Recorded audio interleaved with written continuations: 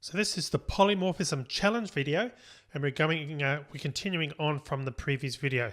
So let's now talk about what we're going to actually have included in this challenge. So I'm going to type out what we're proposing to do.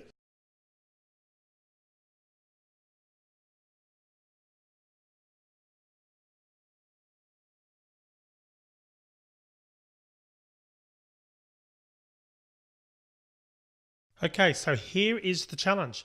So we're going to go back and use the car analogy. We did that, of course, in previous videos. So create a basic class called car. Now this is a generic class that the other classes are going to subclass. So this base class should have a few fields that would be appropriate for a generic car class. Engine, true or false, cylinders, as in the number of cylinders in the engine, number of wheels, those types of things. And you can certainly come up with some more. That's just 3 examples. The constructor should accept 2 parameters. The parameters would be the number of cylinders for the car and the name of the car.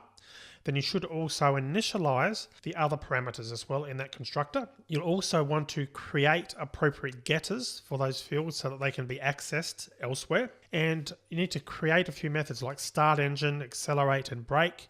Put in a message, simple message to output to the screen just so you can confirm which class you're in and which method is being invoked. And show a message, as I've said, for each of those in your base class. Now, after that, create 3 subclasses for your favorite vehicles, and they're going to subclass the car class, essentially. So you then want to override the appropriate methods that you created in the car class to demonstrate polymorphism so you understand what that's doing and how it works. And you'll also want to put the same messages that you put in the base class in each of those other classes, but make the message different so that you can see where it's being called. And as I showed you in the last video, also put all classes in this one Java file just for this example. And that Java file will be the one that we're in now, the main package, or the main Java file, I should say. All right, so see if you can figure that out. Go away and do your best to complete the challenge. And when you're ready to come back and see what I've done, resume the video. So pause the video now and I'll see you when you come back. Okay, how did you go? Did you figure out the challenge? Let me show you my solution. So what I'm going to do is start off first with our car class. So we had to create a base car class. I was going to call it class car. Like so. We need to create a few fields. I'm going to do private Boolean engine. So that's whether it actually has got an engine. Private int cylinders. We're going to name private string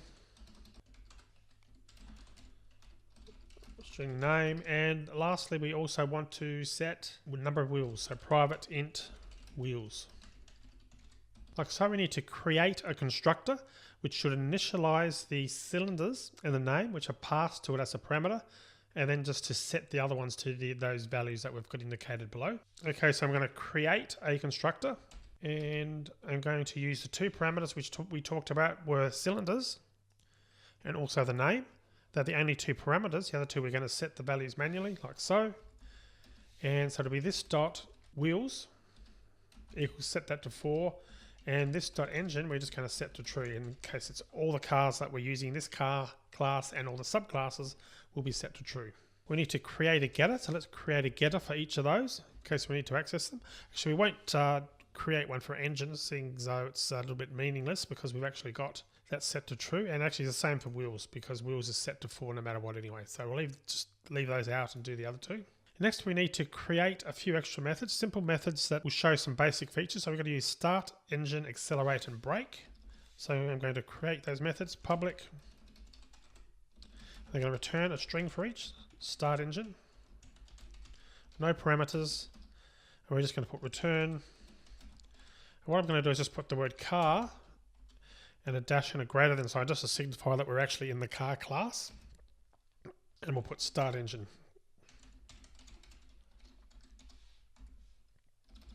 Then likewise for the accelerate method, public string accelerate, return car, and it'll be accelerate, accelerate like so.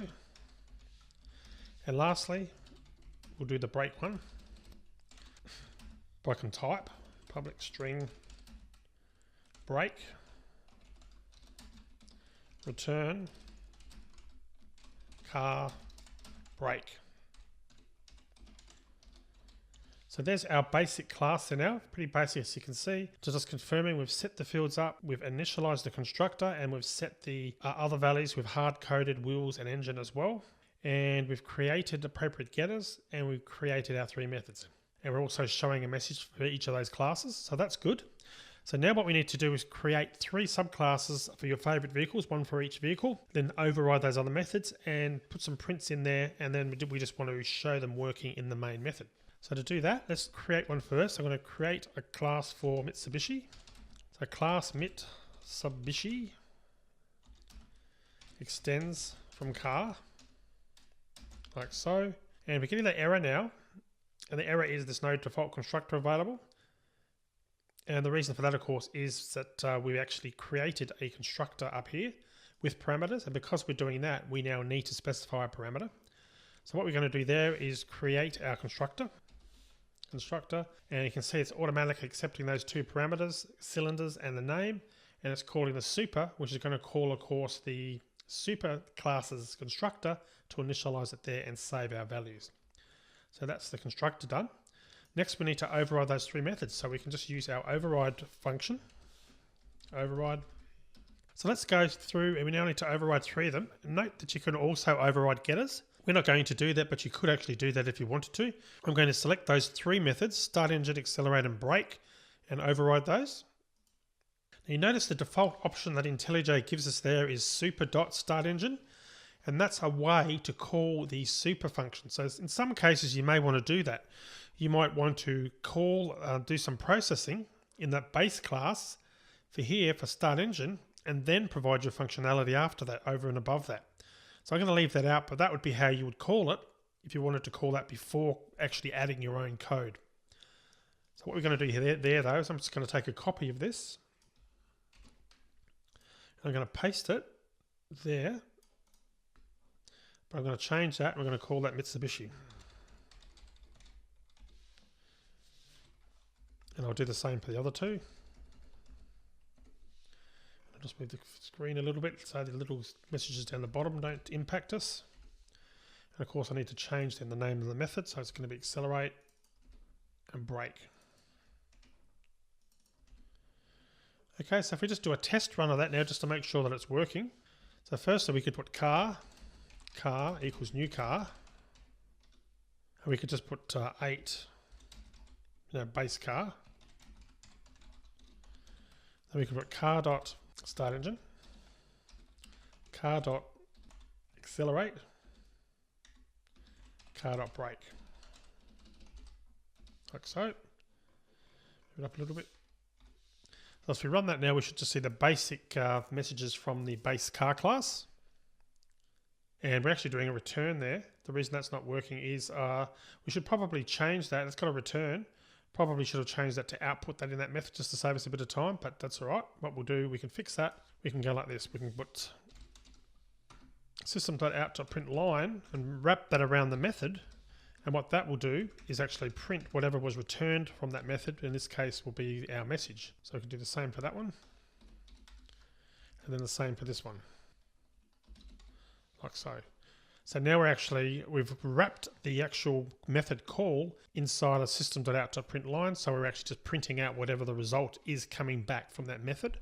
So I'm going to click on run again. We should see that now on the screen. We can now see that that's working. Car, start engine, car, accelerate, car, brake. So likewise, for Mitsubishi equals new, Mitsubishi. And we can put the number of cylinders for that one. We might say it's a 6-cylinder. And we'll put it, so we'll say it's an Outlander VRX, 4-wheel drive. And we could do something similar to that. We could call those methods. And we'll just change the Mitsubishi there to, the car to Mitsubishi. So we're actually calling the right method. So let's now run that. And we can see we're now calling the Mitsubishi method, Mitsubishi start engine, Mitsubishi accelerate, Mitsubishi brake. So that's good. So we can now do the same for our 2 other cars. So what we could actually do, we should be able to do this. We can actually click on that and click on refactor, copy. we can actually copy an entire class. So it's asking us what the name of the old class is. Well, we've already selected, I should say, the old class. What is the new name going to be? And it's going to create a copy of that class. And it's also asking where the destination is going to be. So I'm going to click on forward, or type forward, I should say. OK. Now you see what this has done by default. It's actually pretty well done everything that we wanted it to do. And we can actually add a bit more code here. So it's actually working, but it's created a separate class. By default, it's created a separate class, which I won't go back and change that now. But this is a quick way to copy and create a new class, as you can see, instead of doing all that typing. So just another way of doing it. We can actually then go back to our main class down the bottom here. We should be able to do exactly the same with that. But this time, what we're going to do, we're going to just rename this. Just selecting the variable, clicking on refactor, rename, and if I change that now to forward, whoops, you can see as I'm pressing delete, that's working, which is good. That's a quick way of changing it.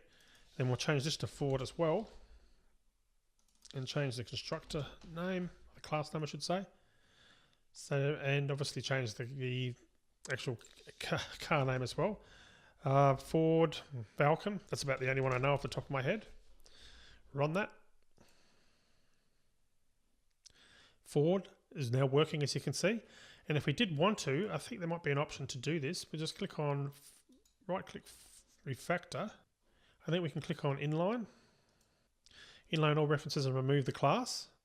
So let's just try that and see what that does, because we can always undo it. Refactor.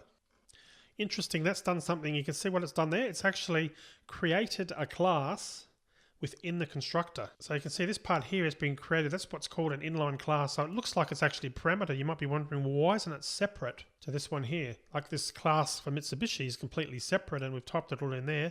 That's another way to create a class. It's called creating an inline class, and we're creating it right at the point where we're actually initializing it. So I wouldn't recommend that in many cases, but one place you'll see that quite often is in Android applications for things like click listeners. In other words, when you're wanting to create an event or actually place a listener on a particular button on the screen, and for it to actually do some action, perform some action when that button is tapped. That's very common for that. But we'll see that later in the course. We'll talk more about inline. But that's just another thing I wanted to show you, another way of doing it. So I'm going to undo that.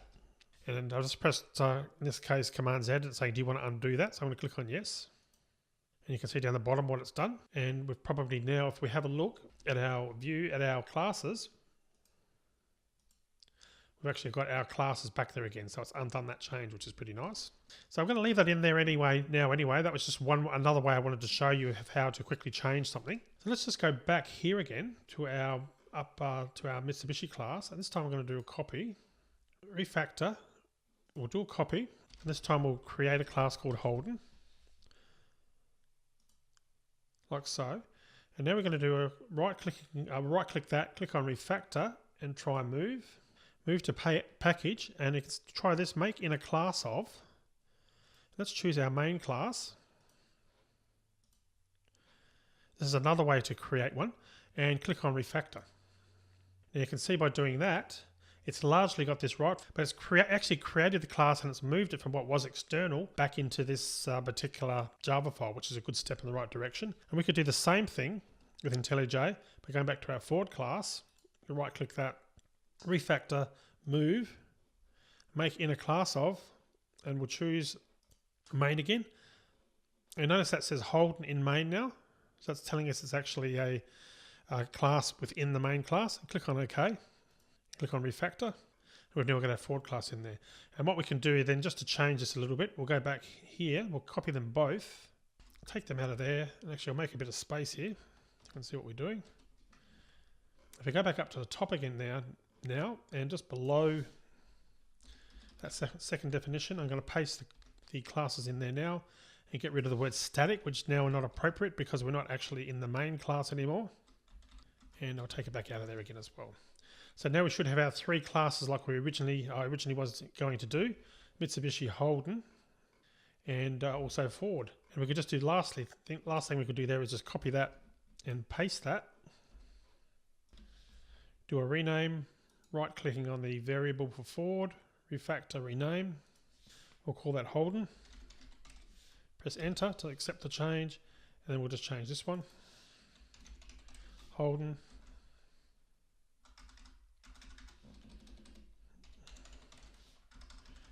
And we'll put Holden Commodore, which is another brand, which is a model within the Holden car class. Run that. Whoops, and what did we do? We made a mistake here. We copied the class and we didn't change the actual messages that are showing on the screen for the last one. So we go back and have a look. We can probably see that we've got Mitsubishi in the Holden class. We didn't actually update that, so I need to click on that and paste that in, because obviously we want the word to appear to tell us which class we're actually in. So I can click on run that. We can now see that that's working as well. So that's our polymorphism challenge. And just one last thing I want to show you is there's actually a way within Java, instead of having to remember the class, if you want to output the class, you can actually use, you can actually retrieve the class name. So we can do something like get class dot get name. Get simple name is the way to do it. And then we can put plus like so. And that would be another way of actually doing it. So we could then just do the similar thing for the rest of them. We could go just copy up into that part. And we'll just do this just for the Holden class, just to show you. It's just another function within Java to actually get it to do the work for you instead of you having to hard code it. So what that's doing now is getting the class, and that's looking at what where the code is executing, which class it's currently executing in. And get simple name is a way just to retrieve the actual class name. So if we do that, we should find that it should still say Holden and the little dash greater than sign and start engine for each of those things. So run that. And you can see that it still says Holden. So that's another feature that's built in. And you might be wondering, where did that get class come from? Because that's obviously a method. And you know, where is that coming from? So we can actually click on that to see. I'm holding down Command on my Mac. And notice it straight away, it's showing you object. Remembering that all classes that you create in Java are actually extended automatically from the object class. So that's one of the purposes of the object class, is to give you functionality like this, among other things, to do some base things like returning the name of the class and so forth. And Java uses that internally to figure things out. So that's another good way of figuring out which class you're in. And in later videos, we'll actually be talking more about that and how you can actually write some code. You can actually check the type of object and do a comparison to say, is this class of type, whatever. So it's just another way of giving you more flexibility in your programming, but we'll be doing that later on in the course. Okay, so that's the polymorphism challenge, and that's actually the end of the object-oriented programming section. But what I've got coming up in the next videos is I'm going to create a big challenge for you, because the last two sections we've learned a lot about object-oriented programming, but it's time to put your skills to use, because what we're going to do is create a much larger application than we've created before. We're going to use all the concepts of object-oriented programming that we've learnt in the last two sections. So we're going to use all those major aspects and create a bigger application to hopefully really solidify your understanding of object-oriented programming. So we'll see you in that next set of videos where we start our big object-oriented challenge.